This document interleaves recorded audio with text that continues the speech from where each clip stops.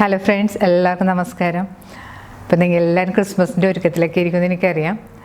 ഞങ്ങളിവിടെ ഇപ്പോൾ Christmas tree ഒക്കെ ഇട്ട് ക്രിസ്മസിൻ്റെ ഒരുക്കമൊക്കെ തുടങ്ങി. ഇന്ന് ഞാൻ വന്നിരിക്കുന്നത് ഒരു ക്രിസ്മസ് റെസിപ്പി ആയിട്ട് തന്നെയാണ്. ഒരു നാടൻ ബീഫ് കറിയാണ്. നല്ല കുറുകിയ ചാറോടുകൂടി ഒരു അടിപൊളി കറിയാണ്. ഇത് നമുക്ക് അപ്പത്തിൻ്റെ കൂടെയോ ഗീ റൈസിൻ്റെ കൂടെയോ ചോറിൻ്റെ കൂടെയോ എന്തിൻ്റെ കൂടെയും നല്ല കോമ്പിനേഷനാണ്. നിങ്ങളിത് ട്രൈ ചെയ്ത് നോക്കുക. ഈ വീഡിയോ ഇഷ്ടപ്പെടുകയാണെങ്കിൽ നിങ്ങളുടെ ഫ്രണ്ട്സുമായിട്ടൊക്കെ ഷെയർ ചെയ്യാൻ മറക്കരുത്. നിങ്ങളുടെ അഭിപ്രായം കമൻറ്റ് ബോക്സിൽ ഇടണം. അപ്പോൾ എൻ്റെ ചാനൽ ആദ്യമായി കാണുന്നവർ സബ്സ്ക്രൈബ് ചെയ്യാനും അതിനടുത്ത് കാണുന്ന ബെല്ലൈക്കൻ ക്ലിക്ക് ചെയ്യാനും മറക്കരുത്. അപ്പോൾ നമുക്ക് ഈ ബീഫ് കറി ഉണ്ടാക്കാൻ തുടങ്ങാം. കറി ഉണ്ടാക്കാനുള്ള ബീഫ് നല്ലതുപോലെ കഴുകി മീഡിയം സൈസിലുള്ള കഷ്ണങ്ങളായിട്ട് ഞാനിവിടെ മുറിച്ച് വെച്ചിട്ടുണ്ട്. ഞാനിവിടെ 3/4 കിലോ ഇറച്ചി വെച്ചിട്ടാണ് ഈ കറി ഉണ്ടാക്കിയിരിക്കുന്നത്.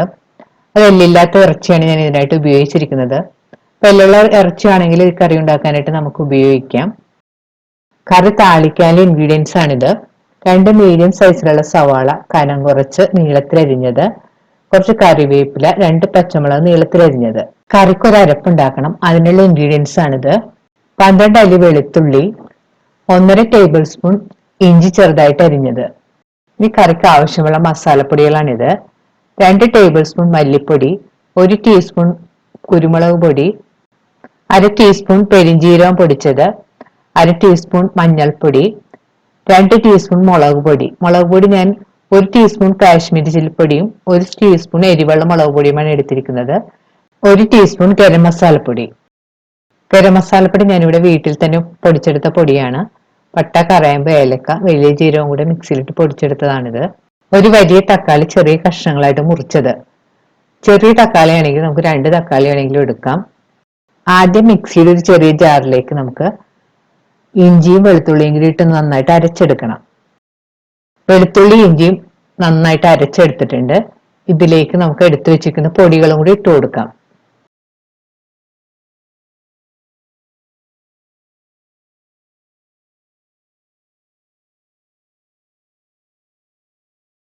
ഇതിലേക്ക് പാകത്തിനുള്ള വെള്ളവും കൂടി ഒഴിച്ച് നന്നായിട്ട് അരച്ചെടുക്കാം. ഇപ്പൊ മസാല എല്ലാം നല്ല പാകത്തിന് അരച്ചെടുത്തിട്ടുണ്ട്. ഇനി നമുക്ക് കറി ഉണ്ടാക്കാൻ തുടങ്ങാം. കറി ഉണ്ടാക്കാനായിട്ട് ഞാനിവിടെ ഒരു പ്രഷർ കുക്കർ ചൂടാക്കാൻ വെച്ചിട്ടുണ്ട്. കുക്കർ ചൂടാകുമ്പോൾ അതിലേക്ക് പാകത്തിന് വെളിച്ചെണ്ണ ഒഴിച്ചു കൊടുക്കാം. ഇപ്പോൾ വെളിച്ചെണ്ണ നന്നായിട്ട് ചൂടായി വന്നിട്ടുണ്ട്. ഇതിലേക്ക് നമുക്ക് കറിവേപ്പില ഇട്ട് കൊടുക്കാം. ഇതിലേക്ക് അരിഞ്ഞു വെച്ചിരിക്കുന്ന സവാളയും പച്ചമുളകും കൂടി ചേർത്ത് നന്നായിട്ട് വഴറ്റി കൊടുക്കാം.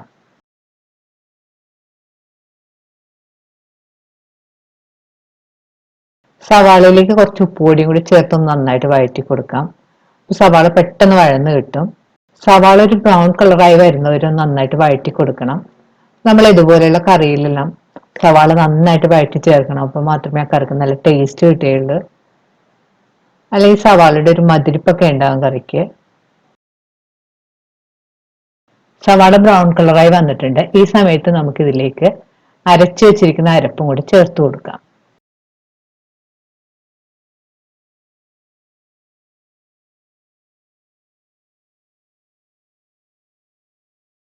അരപ്പ് ചേർത്തതിന് ശേഷം സ്റ്റവ് ഒരു മീഡിയം ഫ്ലെയിമിൽ വെച്ച് നന്നായിട്ട് വഴറ്റി കൊടുക്കണം.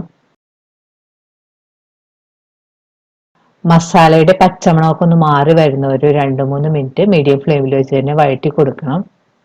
വേണമെങ്കിൽ നമുക്ക് കുറച്ച് വെളിച്ചെണ്ണയും കൂടി ഒഴിച്ചു കൊടുക്കാം. ഇപ്പോൾ മസാലയൊക്കെ മൂത്തൊരു നല്ല മണമൊക്കെ വന്നിട്ടുണ്ട്. ഈ സമയത്ത് നമുക്ക് ഇതിലേക്ക് അരിഞ്ഞു വെച്ചിരിക്കുന്ന തക്കാളിയും കൂടി ചേർത്ത് വീണ്ടും നന്നായിട്ട് വഴറ്റി കൊടുക്കാം.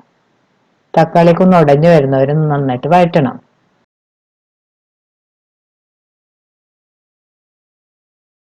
ഇപ്പോൾ തക്കാളിയൊക്കെ നന്നായിട്ട് ഉടഞ്ഞ് എണ്ണയൊക്കെ തെളിഞ്ഞു വന്നിട്ടുണ്ട്. ഈ സമയത്ത് നമുക്ക് ഇതിലേക്ക് മുറിച്ച് വെച്ചിരിക്കുന്ന ബീഫും കൂടി ചേർത്ത് വീണ്ടും നന്നായിട്ട് മിക്സ് ചെയ്ത് കൊടുക്കാം.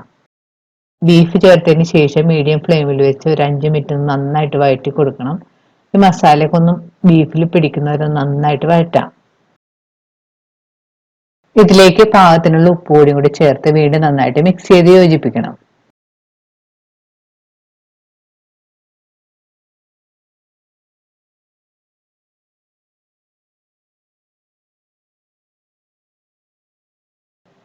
ഇപ്പൊ മസാലയൊക്കെ നന്നായിട്ട് ബീഫിലൊക്കെ പിടിച്ചു വന്നിട്ടുണ്ട്.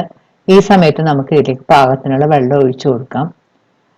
ഞാനിവിടെ ഒരു 3/4 കപ്പ് വെള്ളമാണ് ഒഴിച്ചു കൊടുത്തിരിക്കുന്നത്. ഞാൻ ആ മിക്സി കഴുകിയ വെള്ളമാണ് ഇതിലേക്ക് ഒഴിച്ചു കൊടുത്തിരിക്കുന്നത്. വെള്ളം ചേർത്ത് കഴിഞ്ഞ് വീണ്ടും ഒന്ന് സ്പൂൺ കൊണ്ട് നന്നായിട്ട് മിക്സ് ചെയ്ത് കൊടുക്കാം. കറി ഇപ്പോൾ തിളക്കാൻ തുടങ്ങിയിട്ടുണ്ട്. ഈ സമയത്ത് പ്രഷർ കുക്കർ മൂടി ഇറച്ചി ഒന്ന് വേവിച്ചെടുക്കണം. ഞാൻ ഉപയോഗിച്ചിരിക്കുന്ന ബീഫ് വേവ് കുറഞ്ഞതായതുകൊണ്ട് 4 വിസിൽ വന്നപ്പോൾ ഞാൻ സ്റ്റവ് ഓഫ് ചെയ്തിട്ട്, നാട്ടിലെ ബീഫൊക്കെ ആണെങ്കിൽ കുറച്ച് വേവ് കൂടുതലായിരിക്കും. നിങ്ങൾ ഉപയോഗിക്കുന്ന ബീഫിന്റെ പാകം നോക്കി വേവിച്ചെടുക്കണം. സ്റ്റവ് ഓഫ് ചെയ്തിട്ട് കുക്കറിന്റെ സ്റ്റീം എല്ലാം പോയിട്ടുണ്ട്. നമുക്ക് തുറന്ന് നോക്കാം. തുറക്കുമ്പോൾ തന്നെ നല്ല മസാലയുടെ മണമൊക്കെ വരുന്നുണ്ട്.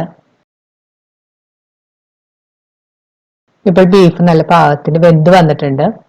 വീണ്ടും സ്റ്റവ് ഓൺ ചെയ്ത് ഗ്രേവി ഒന്ന് തിക്കാക്കി എടുക്കണം. കറി പാകത്തിന് കുറുകി എണ്ണയൊക്കെ തെളിച്ച് വന്നിട്ടുണ്ട്. ഈ സമയത്ത് നമുക്ക് ഇതിന്റെ പുറത്തേക്ക് കുറച്ച് കറിവേപ്പിലയോ മല്ലിയിലയൊക്കെ വേണമെങ്കിൽ ഇട്ട് കൊടുക്കാം. ഞാനിവിടെ കറിവേപ്പിലയാണ് ഇട്ട് കൊടുത്തിരിക്കുന്നത്. ഇനി നമുക്ക് സ്റ്റവ് ഓഫ് ചെയ്യാം. നല്ല കുറുകിയ ചാറോടെ നല്ല ടേസ്റ്റി ആയിട്ടുള്ള നമ്മുടെ ബീഫ് കറി റെഡി ആയി കഴിഞ്ഞാൽ നിങ്ങളിത് ട്രൈ ചെയ്ത് നോക്കുക.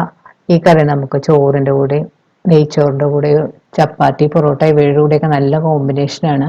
ഈ വീഡിയോ ഇഷ്ടപ്പെടുകയാണെങ്കിൽ നിങ്ങളുടെ അഭിപ്രായം കമന്റ് ബോക്സിൽ ഇടാൻ മറക്കരുത്. വീണ്ടും ഇതുപോലുള്ള നല്ല റെസിപ്പിയുമായി നമുക്ക് കാണാം. Thank you.